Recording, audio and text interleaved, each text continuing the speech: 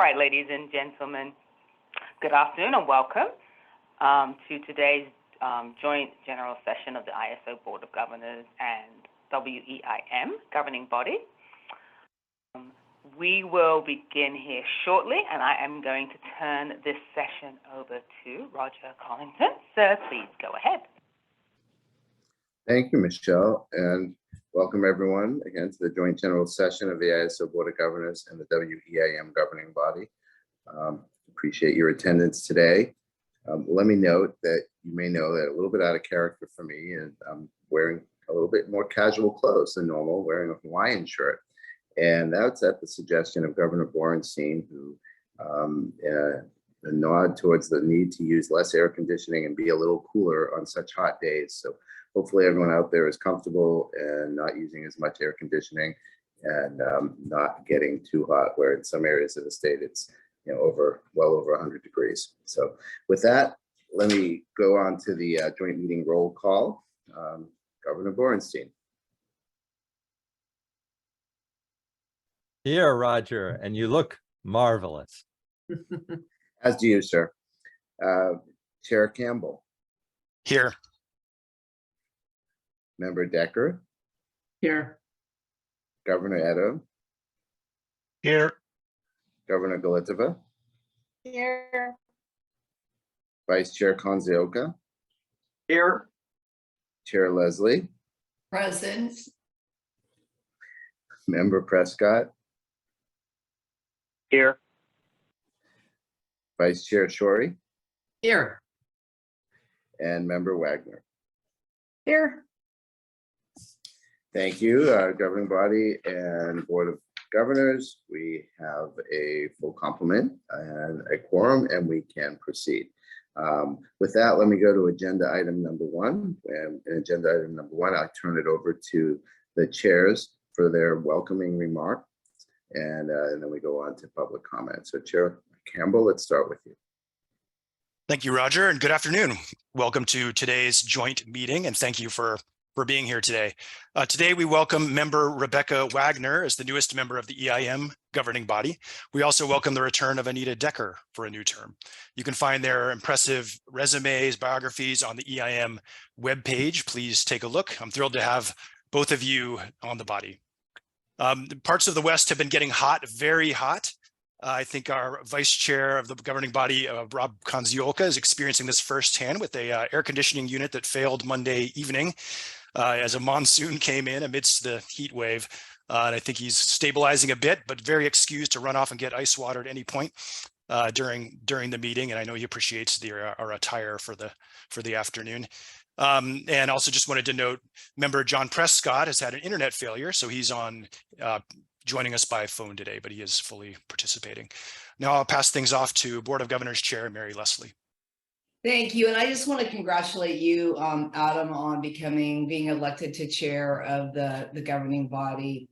It's great to have you in this position, and we're really looking forward to today's agenda. So with that, Roger, we can proceed. Excuse me, I was on mute. The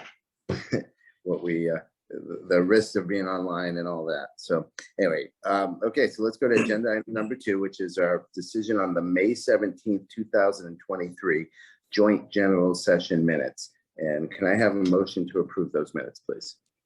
I'll move. This is Rob. Thank you, Rob. And second? Second, Jan. Thank you, Jen. And as we have done, and for the new members here, we will go through and read to take each members and governor's votes.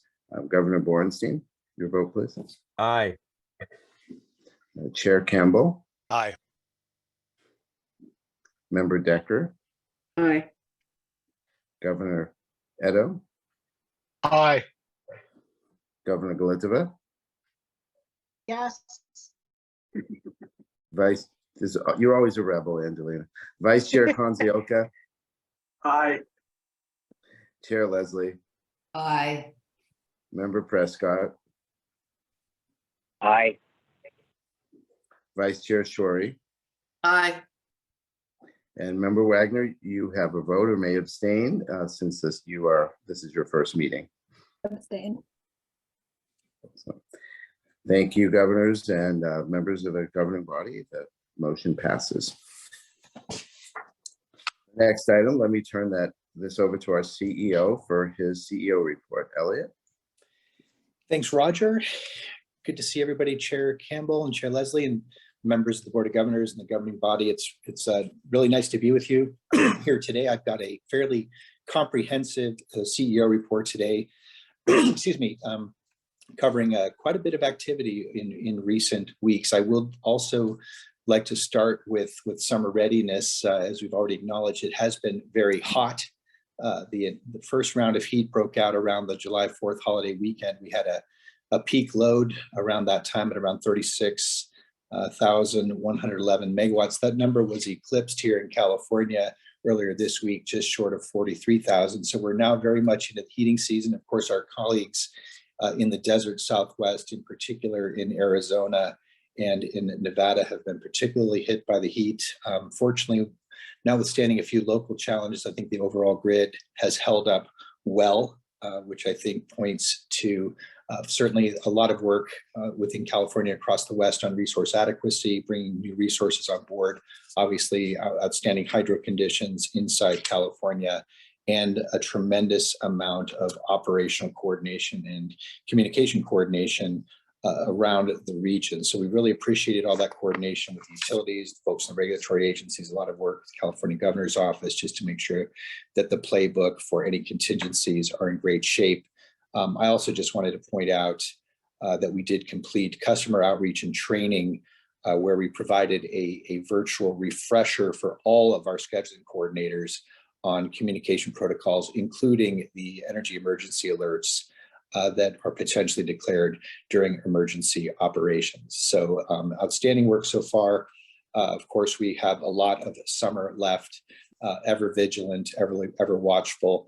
And certainly I know all of you are able to access a tremendous amount of information on our website around the 7-day outlook. And of course, for real-time operations, both on our website and in the ISO Today application.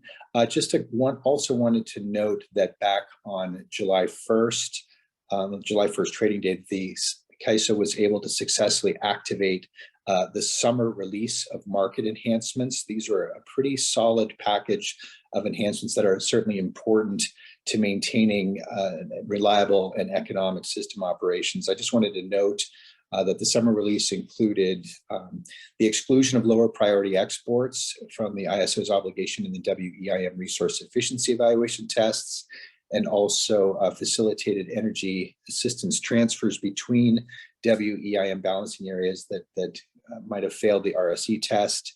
The summer release also updates the day-ahead storage resource default energy bid to include opportunity costs similar to real-time default energy bids. I know that was something that was very important to the storage community. And finally, the summer release also introduced a new requirement for the battery resources to bid in energy in the opposite direction of the awarded ancillary services to allow the market to economically charge and discharge the battery resources and restore their ancillary services awards. So that was a tremendous amount of work and a lot of preparedness on the part of our market participants to be ready for the summer release, but done and successfully completed.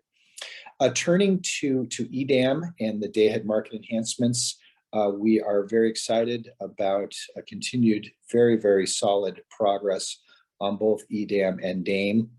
As you know, we had originally intended to file the proposed tariff changes with FERC by the end of June, but we elected, after internal consultation with stakeholders, to actually do a single filing for both EDAM and the day-ahead market enhancements in the middle of August. I think the team is convinced that that will make for a more efficient filing and a more efficient FERC process.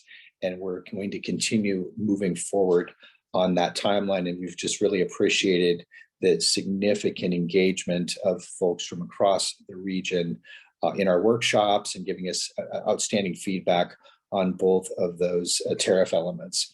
Also wanted to note that we've been working with several of the several of our partner utilities to co-host an EDAM forum that will be held in Las Vegas on August 30th. I appreciate our friends at NV Energy for helping initiate that. This is going to be, I think, a very positive meeting, an open forum to bring together parties from California and across the West to sort of take stock of the current EDAM progress related to tariff filing. Of course, will be a couple of weeks after the filing with FERC. We also want to help advance understanding of EDAM, its evolution and the path forward, including everything from technology implementation to further evolution. So we really appreciate all the folks who are helping make that facility and helping make that meeting possible. If you have any further questions about that, feel free to reach out to Joanne Serena and her team in stakeholder engagement and customer experience.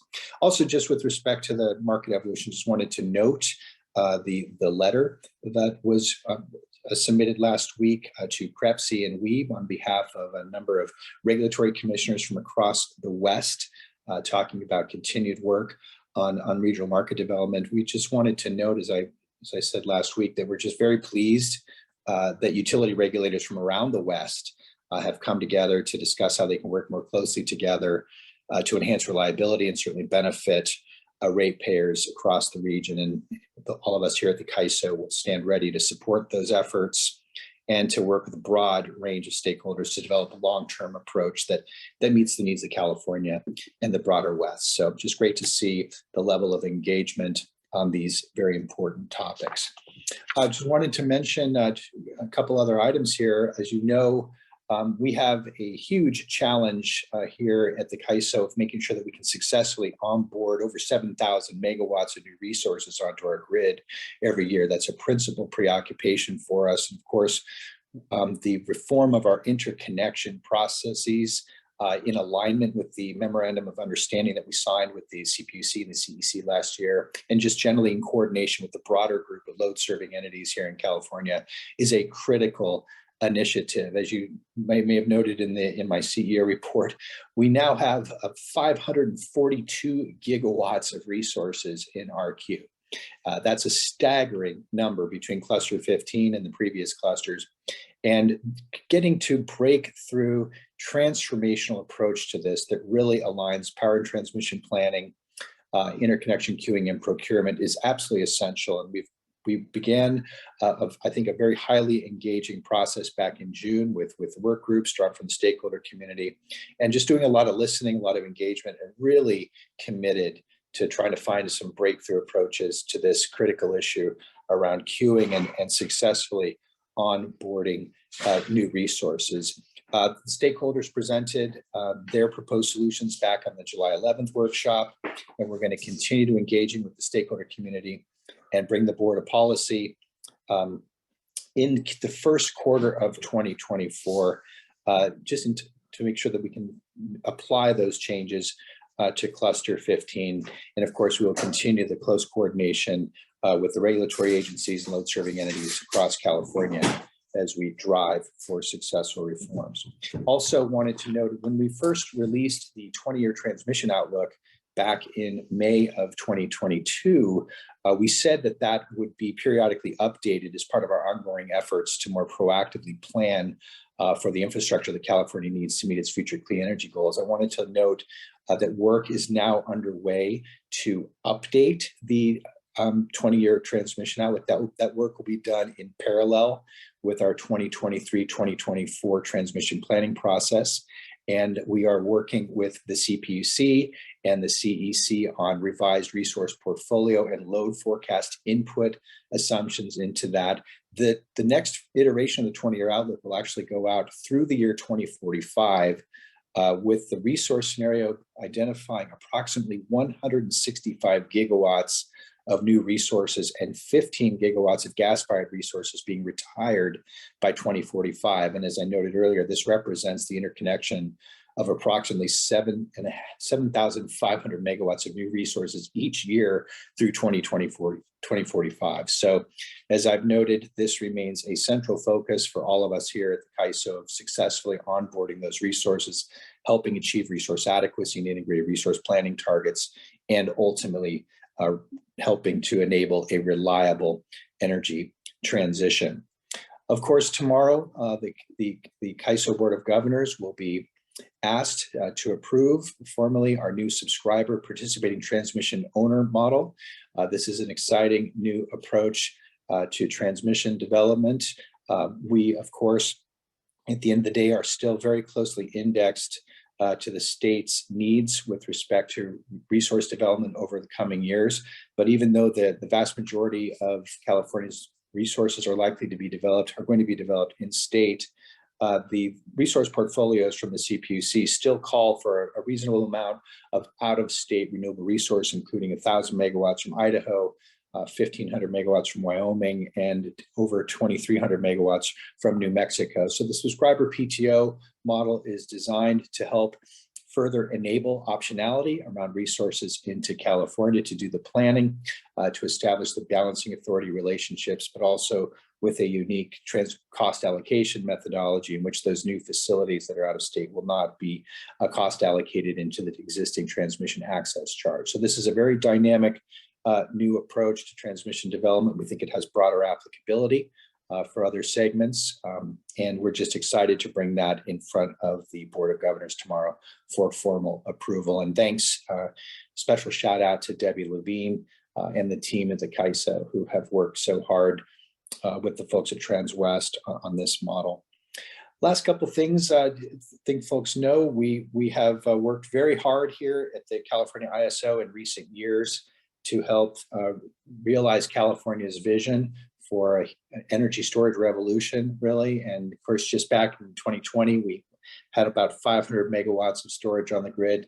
Just in the early part of June, we passed through the 5,000 megawatt milestone of battery storage on the California ISO grid. You know, this really is testament to the visionary policymakers and regulators inside California who saw this opportunity years ago, and also just really fabulous and creative hard work by the ISO and the energy storage community. So we're very proud of that. Looking forward, just already we're at 5,600 megawatts. There's tremendous amount of construction going on, and several, close to another couple thousand megawatts coming online by September. So this is a huge part of the resource adequacy stack inside California now. And we're also looking forward to continued technological diversification and duration diversification in energy storage as well, and stand ready to continue revising our approaches and just being a place where energy storage can really thrive. So one thing just to note as I get close to closing is that we continue to be not only actively engaged here in California across the West, but we are very actively engaged on the international front. As a member of both the Global Power Systems Transformation Initiative and the GEO-15, Grid Operator 15 initiatives, as well as participating in the Powering Past Coal Alliance. We have just in the last several months, in addition to our standing board participation and sponsorship with both GPST and the GEO-15, we've hosted a number of contingents from around the world to the CAISO headquarters to share experience on everything from managing control room reliability, the impacts of electrification, and the demand response and storage. These included contingents from Morocco, South Africa, Italy, Vietnam, and a contingent from Abu Dhabi. Just last week, I met with a group of fabulously interesting young people from all across the continent of Africa who are all looking at resource development in their countries. And it's just a real pleasure and a privilege to be able to share the operational experience from the California ISO with interested parties from around the world. And in close, I would also like to extend my congratulations to Rebecca Wagner for her recent appointment to the governing body. Rebecca, it's just your background, your experience, your contributions already have just been so huge. We really appreciate you taking over after Jennifer Gardner's departure and filling in her term through the middle of next year. Also, congratulations to Anita for her appointment to a third term on the governing body, and certainly to both to Andy. Wonderful to see you assume that chairmanship. And thanks, Rob. Mr. Konslioka, you were a fabulous chair. Always loved your openings. Set a new benchmark there, and thanks for sticking in there as the vice chair. So I will close just by mentioning that not only does Roger look fabulous in his Hawaiian shirt, but today is his birthday. So join me for a happy birthday to our general counsel, Roger Collington. And it's just really great to be a part of so much great stuff happening. And thanks all for your support. You outed me, Elliot. That's I okay. won't cover we won't talk about the digits, but happy Right, birthday. right. There's a lot of them. Well, I appreciate that. Thank you very much. And then I guess I'll add a little bit of a senior moment to my resume here, because I missed under agenda item number 1 to seek public comment for items not on the agenda. So I'm going to do that now before we go to agenda item number 4. So Michelle, operator, if you can check and see if there are any public comment for items not on the agenda, if you can check the queue. Absolutely. So, ladies and gentlemen, to make a public comment, if you are logged in on the Zoom platform, click the raise hand icon, which is located at the bottom of the screen, to place yourself in the queue. When it's your turn to speak, simply click the unmute button in the pop-up message that will appear on your screen. If you are dialed in via the phone-only line, pressing #2 will enter you into the comment queue.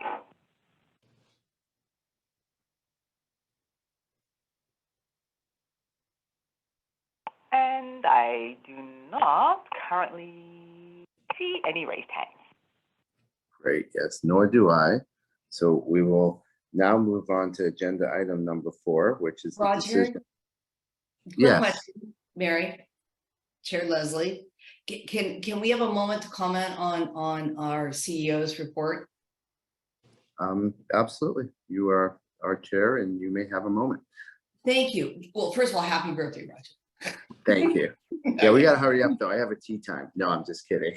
I'm I'm so kidding. sorry. I'll try to. I'm kidding. No, I just want to take a moment because Elliot, your CEO report was quite extensive today and comprehensive.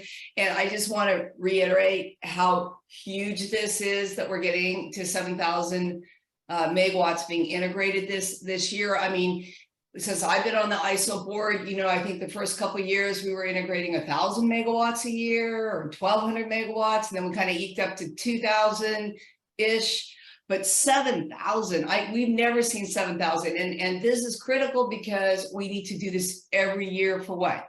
The next 10 years plus? 25.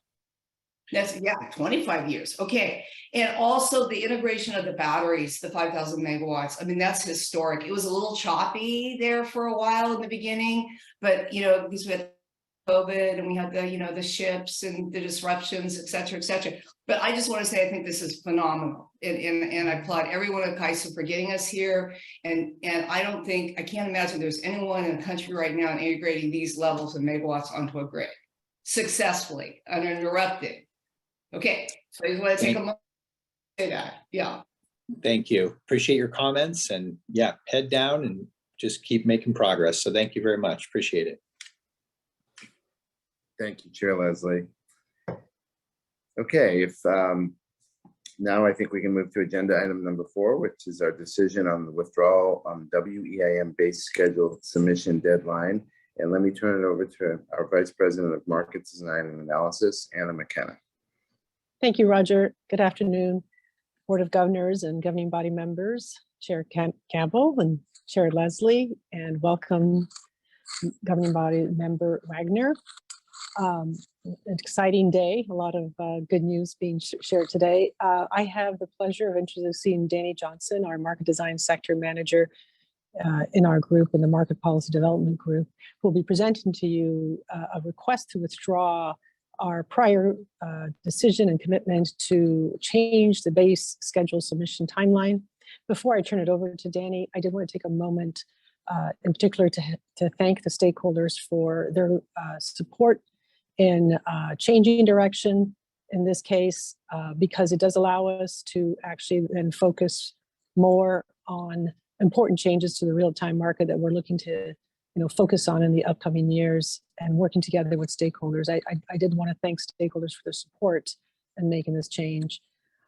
And with that, I will ask Danny to walk you through our proposal and the reasoning behind our request today. Thank you. Thanks, Anna. So as Anna mentioned, here under somewhat unusual circumstances, and that's to present on a decisional item to withdraw existing authority that the ISO has to move the WEIM base schedule submission deadline. Can we go to the next slide, Christina? So before we get into why the ISO is proposing to withdraw this functionality, I wanted to provide some context and background on the origination of moving the base schedule submission deadline. So the ISO, in its WEIM implementation agreement with the Bonneville Power Authority, committed to exploring moving the base scheduling deadline closer to the hour. The intent of this was to accommodate BPA power purchase agreements that can be scheduled after the existing deadline 40 minutes prior to the hour. In fulfilling this commitment, the ISO initiated a stakeholder process that culminated in December of 2020 with the approval of a new base schedule submission deadline 30 minutes prior to the hour. Now, during the stakeholder process, both the ISO and stakeholders recognized that a base schedule submission deadline 30 minutes prior to the hour would result in less time to solve the real-time market. So we predicated the implementation of this functionality on the ISO's continued ability to maintain acceptable market solution performance. Can we go to the next slide, Christina? So now moving on to the why, moving the base schedule submission deadline to 30 minutes prior to the hour does not result in acceptable market performance. We've tested this, and our testing has shown that the ISO is unable to support this functionality when considered in conjunction with other real-time market enhancements. Specifically referencing the flexible ramping product refinements that went live in February of this year.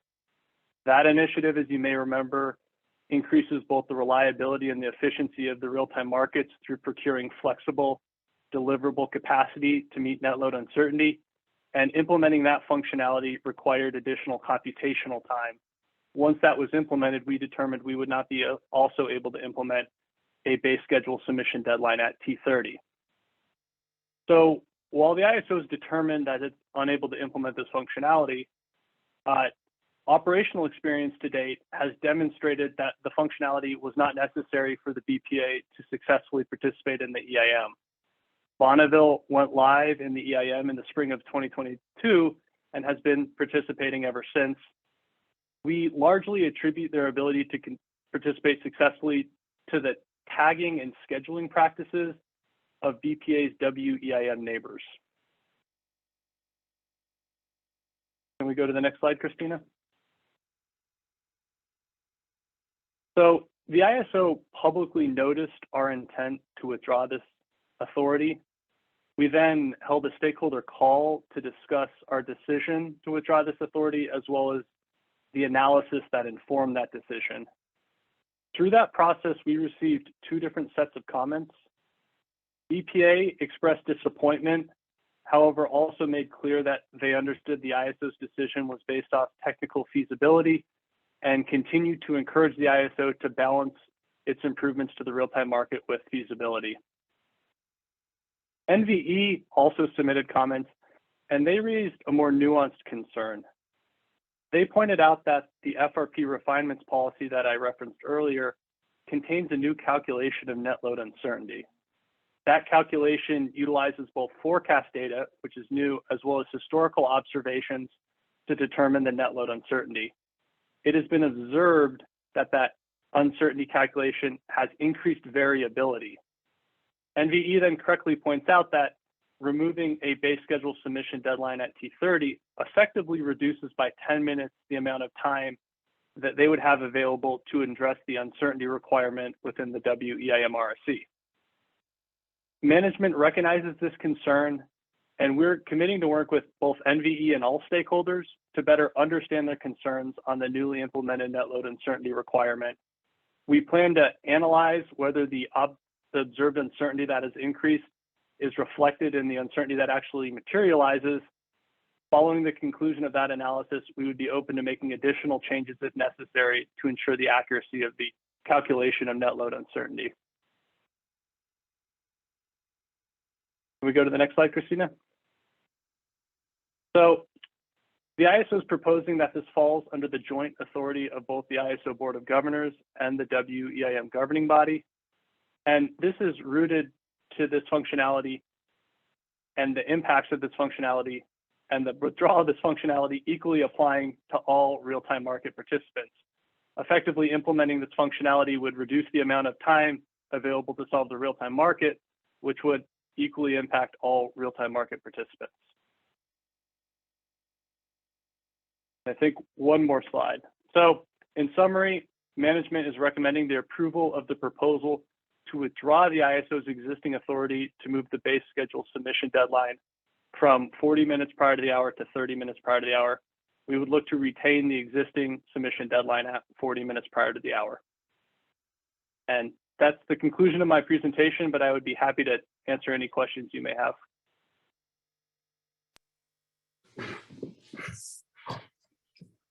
Thank you, Danny. Any questions or comments from the WEIM governing body or the ISO Board of Governors?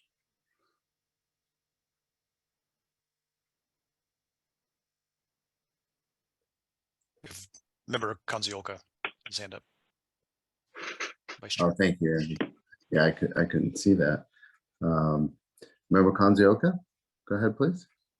Thank you, Roger. Yeah, I was trying to get my raise hand feature to work and it wasn't operating for some reason. Oh, you did the manual old-fashioned way then. Yeah. That's okay, good. I was wondering why I didn't see it. Yeah. Okay, go ahead. Going here, it was allowing me to lower my hand, but it wasn't allowing me to raise my hand. It's trying to tell you something, huh? Yeah, it's telling me to be quiet. But Danny and Anna, thank you for that information and the presentation. This goes a long ways to explaining how we got to where we are, and you know, and it made sense. When I looked at BPA's and NV Energy's comment, I really thought that they made some very pertinent points, and so your explanation as to how you address the issues with BPA and NV Energy go a long ways towards resolving concerns I had on moving forward with the proposal. And I greatly appreciate that you resolved it directly with them before we saw this. That's very helpful. But that did lead me to one other thing that I mentioned, that they really made a pretty good point in that, boy, it would be good if this could be compressed. It can't be compressed now. So the question is this something that we should be keeping our eye on? Is this something that should be on the radar screen out there? Not now, but out there in time, should the ability, technical ability, software capability allows that to be considered? Or is there something else that no, we don't need to be keeping our eye, because there ultimately would be better options? I think I can respond to that. Yeah, no, I'm happy to answer that, or Mark, would you like to? Danny, why don't you go ahead and I'll add anything. Okay, sure.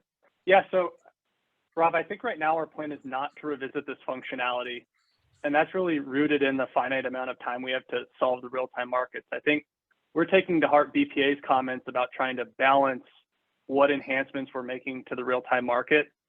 And while this is a potential enhancement, at least at this time, we think there may be other more beneficial enhancements that we could use our finite amount of time to implement. Yeah, I totally agree with Danny. I think I don't want to set expectations that are then missed. So I think the reality is that we don't foresee in the near future the opportunity to squeeze that down, especially with some of the other things that we're using the processing for. We'll certainly keep our eyes open if there is an opportunity, but I just don't see it coming in any near time.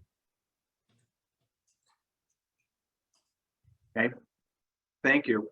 Yeah, just to be clear, I'm not asking for anything to be done. I was just wondering if this is something. I just want to make sure I frame that properly. Was, at some point down the road, might this, and just so I understand clearly, that you believe that there would be better options as opposed to trying to do that. And so thank you. Thank you, Rob. Andy, I see you have your hand up. Yes, thank you, Danny, for the presentation. You mentioned working with NV Energy on this sort of net load uncertainty topic. If you determine there are going to need to be changes in that area, is that something that would go through kind of a full stakeholder process and joint board approval again, or is this kind of within the business practice manual area?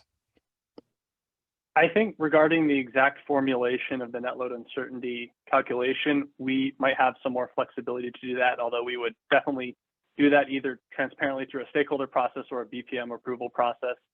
I think there's a second question that you're kind of alluding to, and it's what is the correct test for net load uncertainty in the WEIM RSC? Is the existing requirements that fall out of the flexible ramping product process with very high confidence bands the correct target for the WEIM RSC? And I think our plan would be to have that as a scope item for the upcoming initiative we're kicking off in Q4 of this year. Thank you. Just a quick follow-up. I mean, certainly transparent processes are important, even if working through a issue that one particular stakeholder is bringing up. So, you know, I know that's consistent with how the ISO approaches things. So thank you. Sure.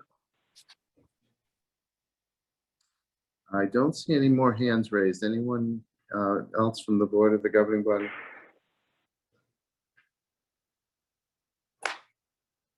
Okay, seeing none, we'll go ahead to public comment on this matter. And Michelle, if we can check for public comment on this item, please. All right, very well. Once again, ladies and gentlemen, if you would like to ask a question, please click on the raise hand icon at the bottom of your screen, which will put you into the comment queue.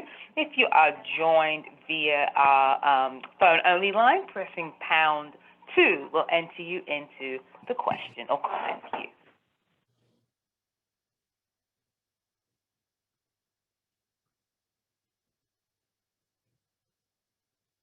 All right. I am not seeing any questions at this time. Excellent, thank you. And with that, unless there's anything else from our chairs, we can move to vote. Hearing no objections, let me go ahead and read the motion. Move that the ISO Board of Governors and WEIM governing body approve the revisions to the WEIM base schedule submission deadline as described in the memorandum dated July 12, 2023. And move that the ISO Board of Governors and the WEIM governing body authorize management to make all necessary and appropriate filings with the Federal Energy Regulatory Commission to implement the change proposed in this memorandum, including any filings that implement the overarching initiative policy but contain discrete revisions to incorporate Commission guidance in any initial ruling on the proposed amendment. Have a motion, please? So moved. Thank you. That was I'll second. Anita. And that was Angelina.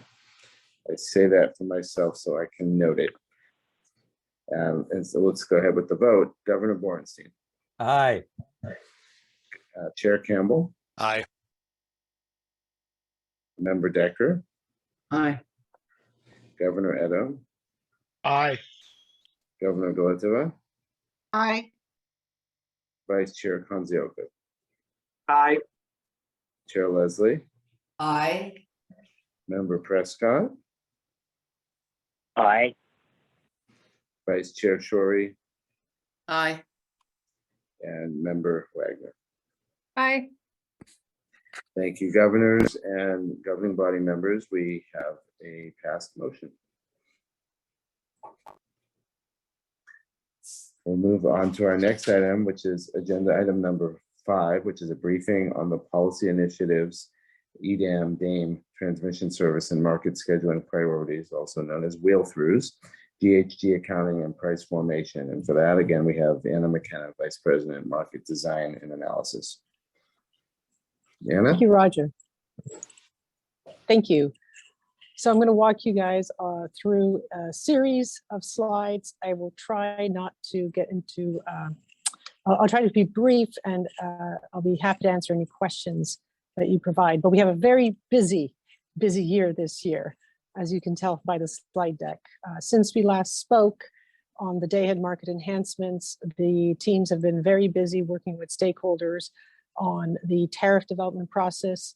We posted our tariff on the day-ahead market design on July 11th. We're looking forward to comments from stakeholders next week, and we have a very important stakeholder meeting after we receive the comments.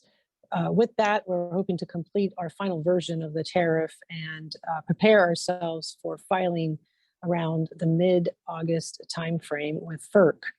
We are filing the day-ahead market enhancements in conjunction with the EDAM tariff, which I'll get into in a moment. But before I do that, I wanted to share with you also that as we had talked when we presented the day-ahead market enhancements to you all, we will be starting our efforts towards implementing the working group for implementation efforts around the day-ahead market enhancements, focused on both, the validation of certain parameters, the settings of certain parameters.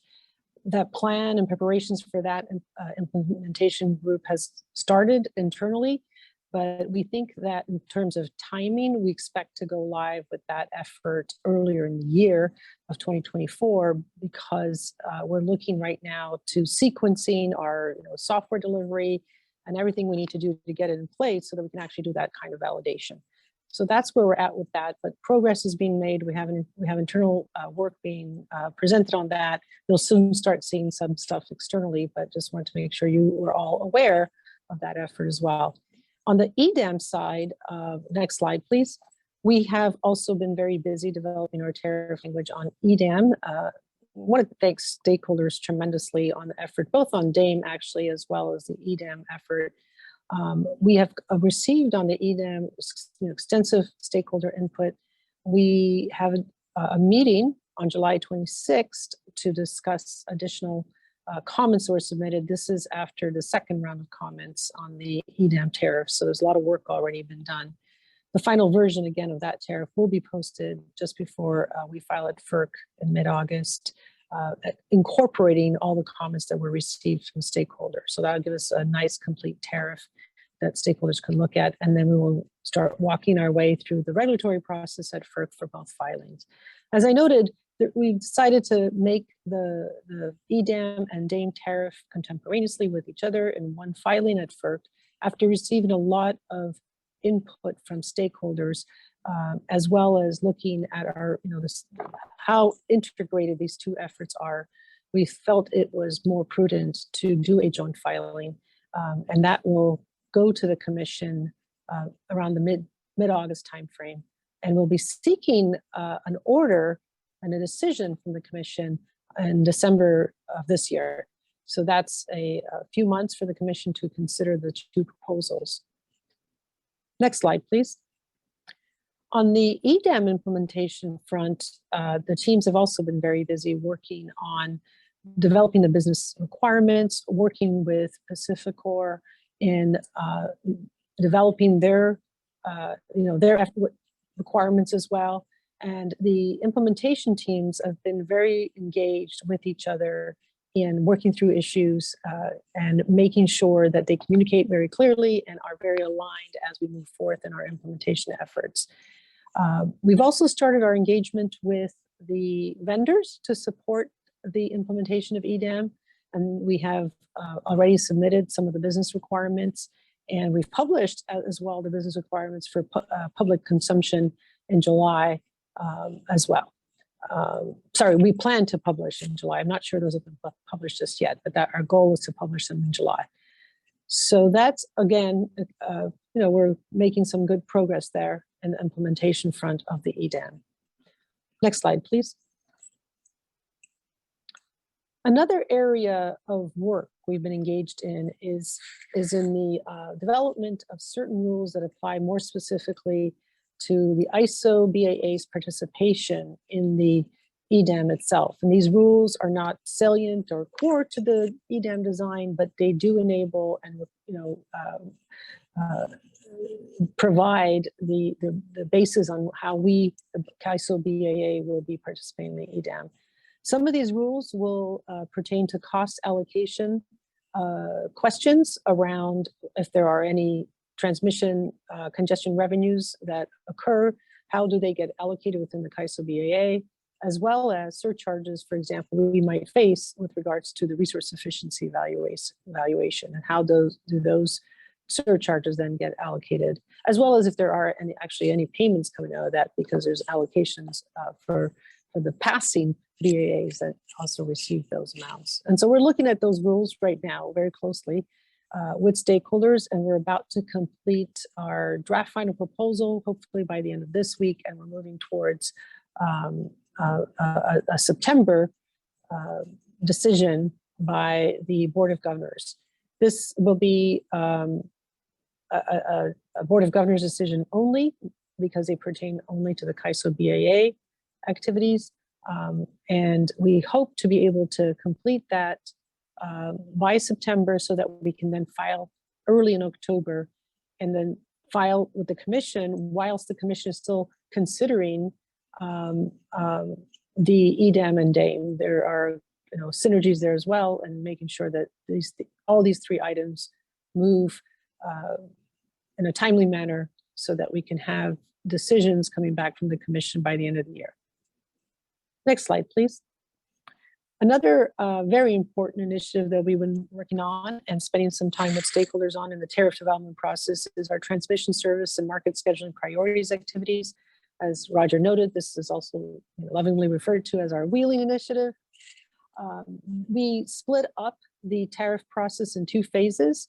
We are buttoning up the filings for the first phase, and the first phase will be on the aspects of the proposal that pertain to the what is needed for next summer. And that is really for the ATC-based allocation process for wheeling rights that allows us to reserve some capacity for native load, but then make available based on industry-wide use practices for ATC calculation, what is available for priority wheeling scheduling rights on our system. Our hope is to file by the end of July, which is not too far away, next week, and then provide FERC some time to give us an order so that we can go live with that process next year. A lot of sequencing items here between this effort, as well as EDAM and DAME in terms of implementation, and we are progressing. And we feel comfortable that we're moving towards the right implementation dates, but we'll be keeping a close eye as we go forth and making sure that all these items can be sequenced reliably and make sure we meet our target dates.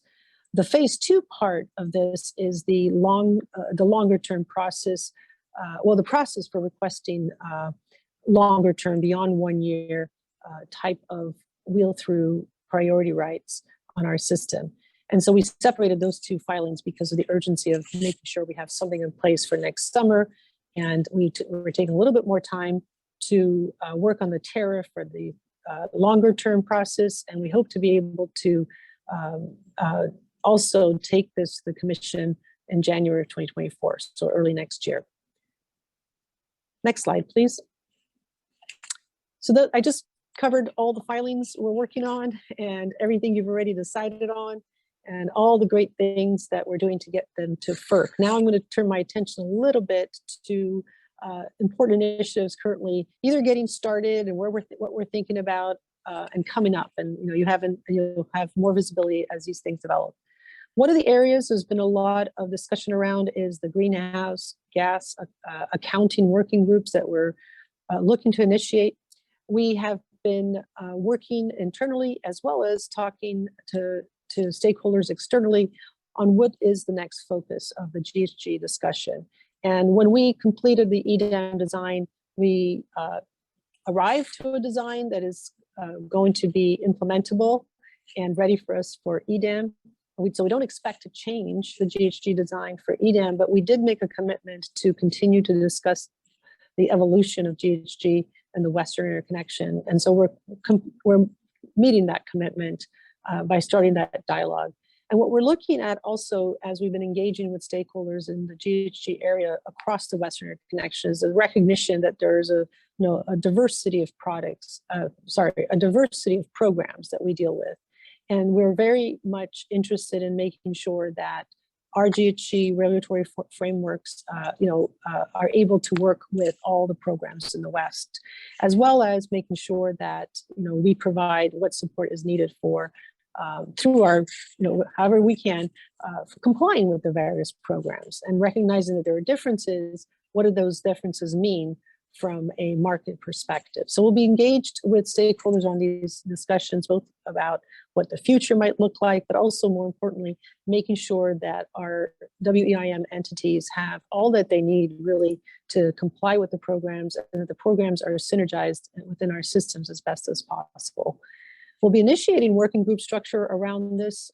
One of the things we also have been looking at is the development of working groups, to spend more time with stakeholders at the start of an initiative to really hone in on what the problem statements are, what are the things we're going to look at in these initiatives. And so that's the stage we're at right now with this particular initiative. We want to spend some time in a working group structure with stakeholders to make sure we get the the roadmap for this initiative better defined with stakeholders as we develop the problem statements, the principles, and our priorities.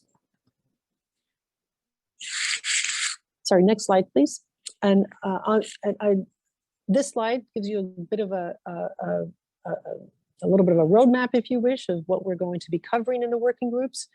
We have received a lot of feedback that there are stakeholders and entities in the community that would like to have more of a educational effort around GHG. These topics are very complex and sometimes require a lot of important focus and level setting, if you wish, at least everyone understanding how the mechanics work in our markets at the very least. So we're going to spend some time on the educational piece.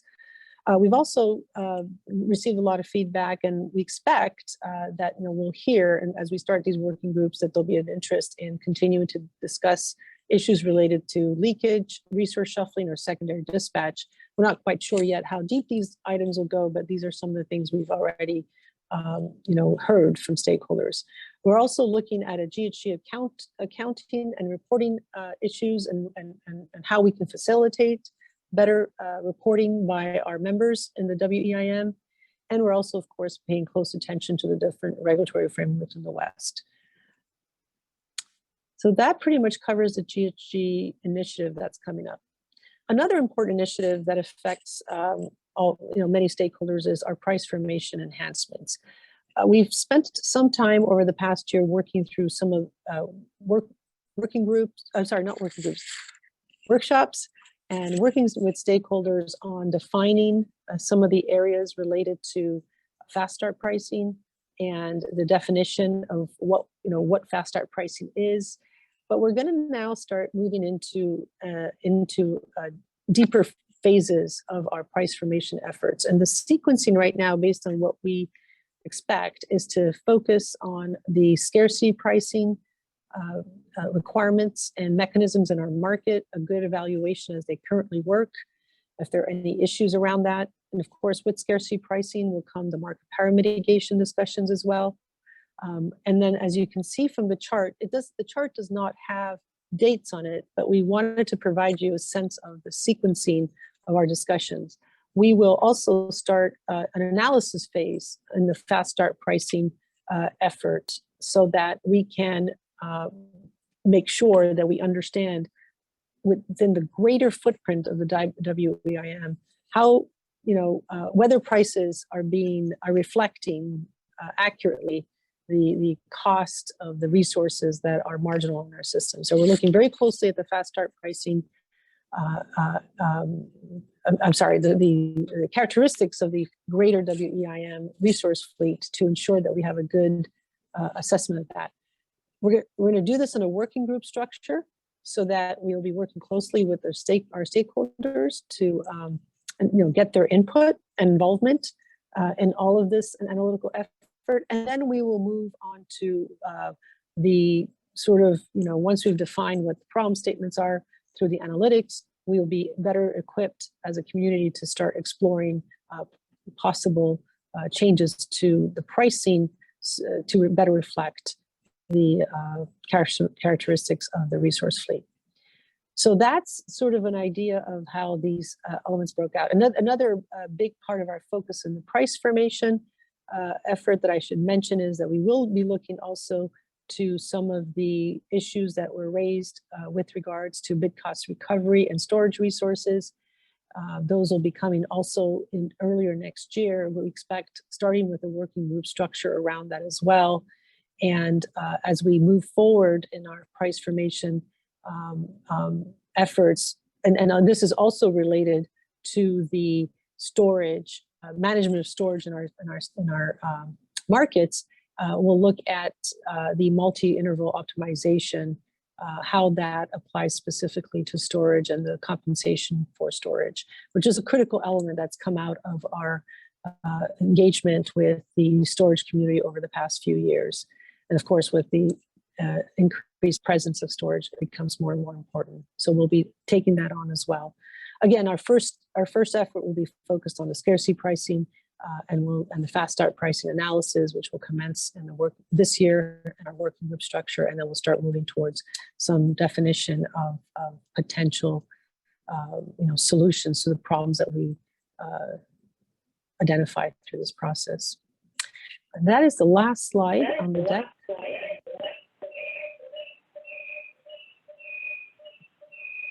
Someone needs to be on mute. Thank you. If there are any questions, I'll be happy to answer them. Yeah, any questions for Anna?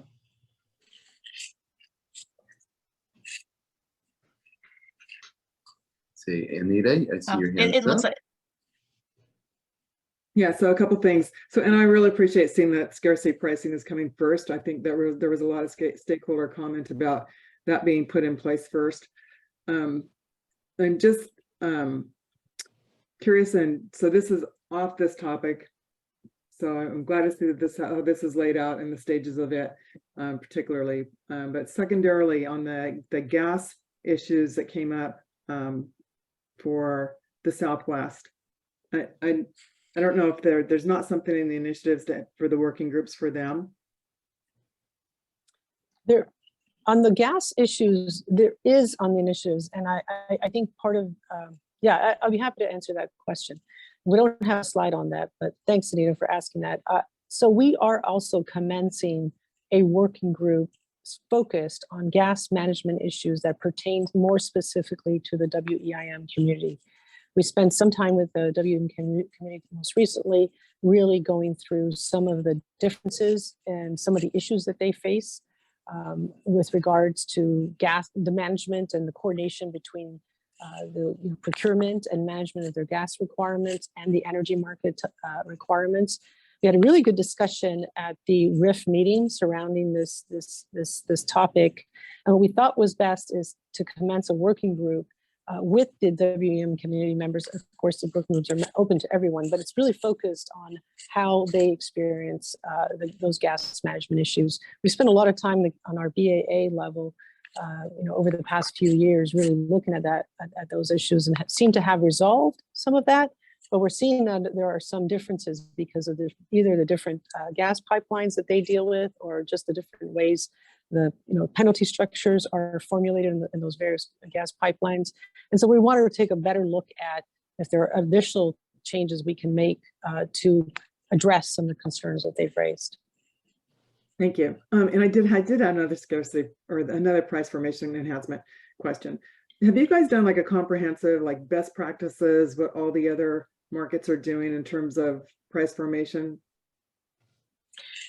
We have looked at what all the other ISOs and RTOs have done over the years, and in fact, even FERC has done a close look at that. Now, of course, other ISOs and RTOs they haven't seen the same changes and integration of markets that we're seeing with our regional markets, as well as within our own market design. So the introduction of the different resources, such as the storage resources that we've had to face. So I think some of the price formation differences, they may not be looking at exactly the same problems we are. However, we have looked at what the other ISOs do, and within each category, for example, in fast start pricing, we've done a deep dive as to how they've dealt with fast start pricing elsewhere. And we've also engaged the services of a consultant to really help us understand those differences, who's very much experienced in the Northeast area. And we'll continue to leverage that expertise out there as much as we can, and the knowledge and what they've done elsewhere. We'll always do that.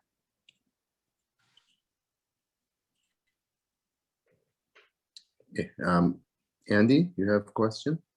Yep. Thanks, Roger. Yeah, thank you, Anna, for the presentation. I really like this sort of systematic process that you're undertaking for each one of these initiatives that's appropriate for kind of where that initiative is in the its sort of life. I kind of, I guess, a process question. When you talked about sort of developing problem statements as being kind of a key sort of bridge from the working groups into the kind of getting into the straw proposal, could you characterize kind of how sort of who's developing the problem statement, and how are stakeholders kind of situated in kind of nailing down those problem statements? I was thinking particularly about price formation in GHG. Yeah, I think that goes. Thank you. Yeah, that's a good question, and that really goes to the core of our working group efforts around, bringing stakeholders together and actually making sure that we're getting their reflections and input, and they're presenting as well as part of the working group structure as to how they see and what issues they see. I think, of course, we have our perception, and the CAISO staff will be participating in these working groups, and we'll be presenting material as well. But we really want to create that dialogue and really have the stakeholder community bring to us what their perceptions are. What we did, and we're going to leverage a little bit what we did with the EDAM process, which I think worked very well. And what we did there was that after we presented and provided certain topics and the structure around the discussion items, we were able to have stakeholders come in, provide presentations, in some cases even some analysis, or guide and request the analysis they think they need for purposes of really identifying what the actual problem statements are. And in that process, we also completed the working group effort with an actual work product that defined what what we heard amongst the group. So the idea is, at the end of the working group process, is to have a document that says, this is what we came up with as what we think the scope and the problem statements around these things are. Now that's going to take a little bit more time than we normally take in stakeholder initiatives, but it really does provide that greater germination with the stakeholders at the upfront, rather than us doing that ahead of time, putting out an issue paper and then discussing whether or not we got the problem statement right. So it's really coming together more. So it's really through providing the input through presentations, participating in the working groups, that we hope to get their input. And we'll make some time. It will take some time also to make sure that if we know there are certain stakeholders that have, either deep expertise or understanding, or already have some positions, we'll definitely, make sure those folks come into the community and team up with them to make sure they bring us their perspectives. Thanks, Anna. Yeah, this is a real strength of the process. Thank you. Thank you, Anna. Thank you, Andy. I don't see any more hands up in the online here. Is there anything else from the governing body or the board before I see a question from Governor Ito. Oh, there it is. Joe, sorry, I scrolled right past you. There you are. That's all right. I raised my hand at the very last minute. I'm very interested in these storage-related issues, and I'm delighted to see that this multi-interval optimization and storage topic is slated for something you'll take up in phase 3. Now, maybe I'm getting ahead of myself, but I know that in one of our informational reports from DMM, there's a discussion about a recommendation to revisit the bid cost recovery rules related to storage. Would this be the venue in which that topic will be covered? We expect that this will be the venue. Yes, absolutely. Because it's sort of there's two sides to it. There was some concerns as to whether the current bid cost recovery structure appropriately compensates, and whether we should actually look at some alternatives in terms of appropriately compensating storage resources, which have different characteristics than the rest of our fleet. But there's also some of the concerns related to how under the current structure there are opportunities and concerns that the DMM raised. And our goal is to really look into some of these questions within this construct. Yes, because we're creating that working group structure around these storage related BCR issues. That would be the right place, I think, to also further discuss that. That's great to hear. I mean, I just see storage growing so rapidly that, we need to stay on the market related issues associated with that development. Thank you. Thank you, Joe. Thank you, Anna. Another call for any other hands from the board or the governing body.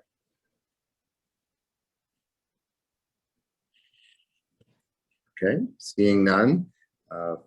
Michelle, can you open the lines for any public comment or questions? Anna, you can't leave yet. Oh, sorry, yes. We're going to open it up for public comment if there's any. All right, once again, ladies and gentlemen, to make a comment, please click on the raise hand icon located at the bottom of your screen to place you in the queue. When it's your turn to speak, simply click the unmute button in the pop-up message that will appear on your screen. If you are logged into today's meeting via regular phone only line, pressing #2 will enter you into the comment queue.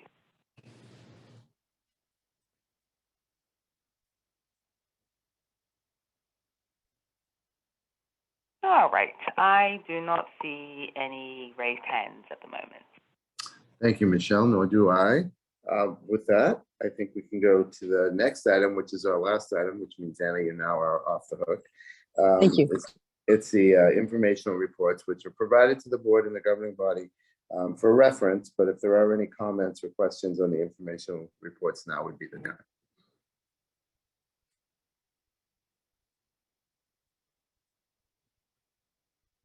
Okay, I see none. Give a moment so I don't go too fast and run over anyone, but I don't see any comments. And with that, we are ready to adjourn our meeting. So thank you, everyone. Appreciate your time today and nice presentations. And thank you for the kind happy birthday notes.